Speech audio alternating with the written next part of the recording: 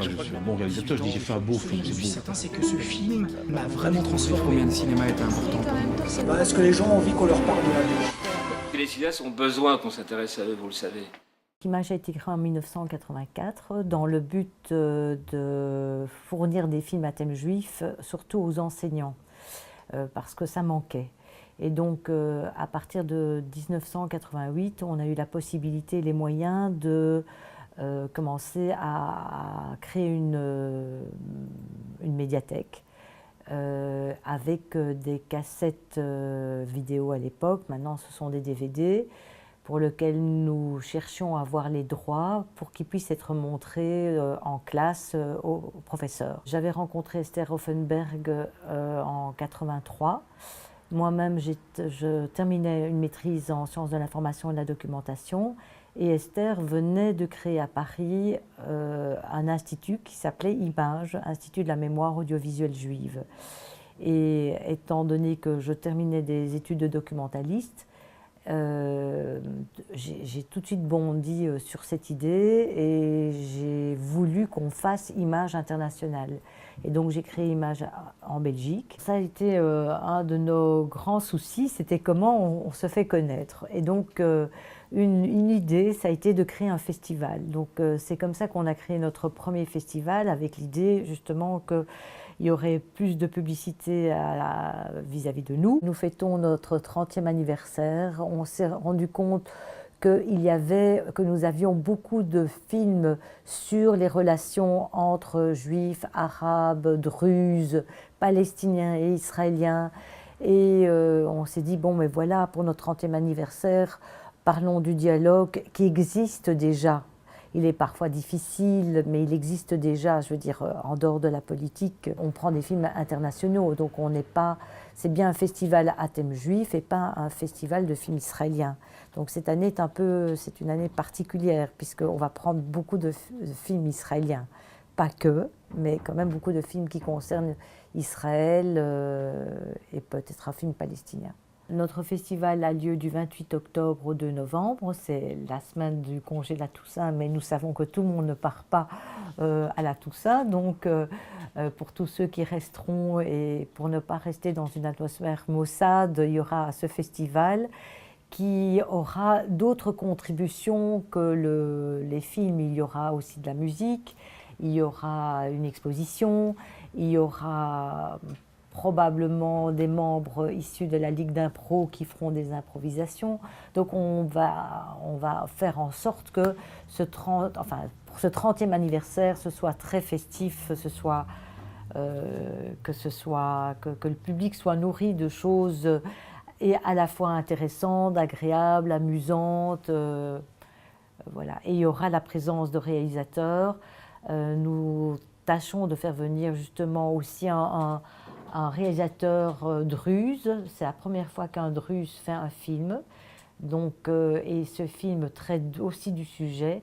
C'est un film qui montre cette société très très fermée que sont les druzes. C'est une religion secrète dont on ne peut rien savoir et qui ne parle pas d'elle. Mais donc la population druze existe en Israël, existe en Syrie, existe au Liban aussi. Et c'est une population qui est toujours fidèle au gouvernement en place, à l'État en place. Donc les Druzes font l'armée en Israël depuis toujours. Et ils montrent donc ces relations entre la communauté druze et la communauté juive israélienne. C'est un film vraiment excellent, très, très, très bien fait. Et c'est un premier film d'un druze, donc c'est intéressant. On espère l'avoir ici à Bruxelles. Il y aura donc un film qui s'appelle Arabani, qui est un film réalisé par un arabe israélien. يما هذول أولادي هذا إلي مو هي اسمه دار يومات الفكرة كل؟ לא, כנראה שנשאר לגור כאן. فيش عندي حل ثاني يما انت بتعرف انه في مشكلة كبيرة مع أولادك وأمك أنا فاهمها. أنت دمرت حياتها يوسف لما تزوجتها اليهودية. ولسه جاي تدمر حياتها كمان مرة. أنت طلعتها عندنا عشان ترضي نفسك. شو جايبك لهون؟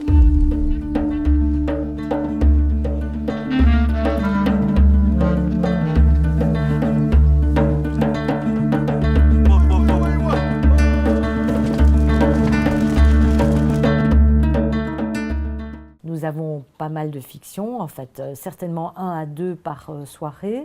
Et des documentaires, nous en avons aussi pas mal, au moins 1 ou 2 par soirée.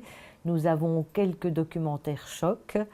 Nous en avons un qui a gagné le prix Millennium qui s'appelle Life Sentences, qui est un film vraiment passionnant, émouvant, bouleversant. נאמר לכם שאסור לכם לדבר על... כן, כן. אל תגיד להם מי אבא שלך ומאיפה וכל זה. אם זה יתגלה שאבא ערבי שעשה מעשה טרור עם דם על הידיים, זה הרוס את החיים.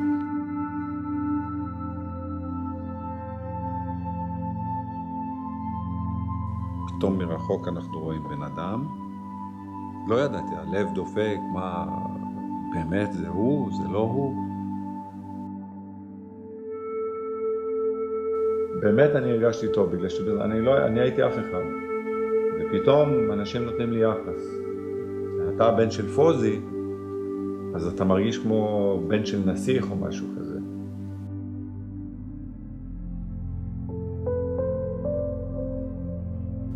ישראל מפציצה את אבא שלי בגזה, והחמאס מפוצץ את אמא שלי באשדוד.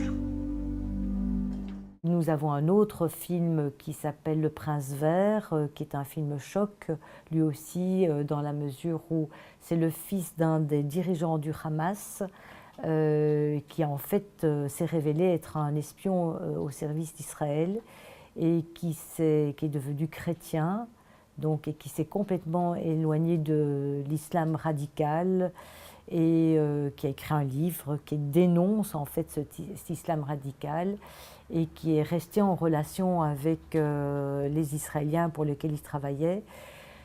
Donc c'est un film qui est assez saisissant, on va dire, qui est basé sur ce livre, de cette personne qui n'habite plus en Israël, évidemment. Il habite loin parce qu'il est recherché, comme on peut l'imaginer. Nous avons déjà des liens pour avoir des écoles qui viennent voir certains films vraiment selon les âges, quoi. On n'a pas pour les classes primaires, malheureusement, mais pour les secondaires, on a pas mal de films très très intéressants.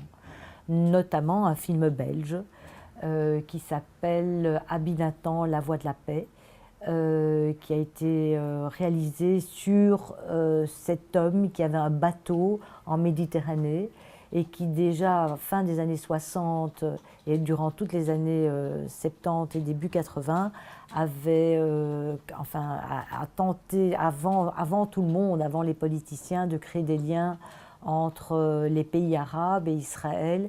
Et il diffusait et en arabe et en hébreu donc des émissions en Méditerranée. Et ça s'appelait La Voix de la Paix. La radio s'appelait La Voix de la Paix. C'était très, très, très écouté, en tout cas en Israël. Et donc c'est un documentaire que des élèves du secondaire peuvent voir avec, qui sont intéressants pour l'histoire, je dirais, de la paix au Moyen-Orient. Good morning to all you beautiful people on this beautiful, warm, sunny day, wherever you are lying on the beaches, from Beirut to Alexandria. It's beautiful, even from where we are, and we watch you in our binoculars along the beaches and see all you pretty girls. And yeah, we miss you. We wish we were with you, and I think we're going to be with you soon.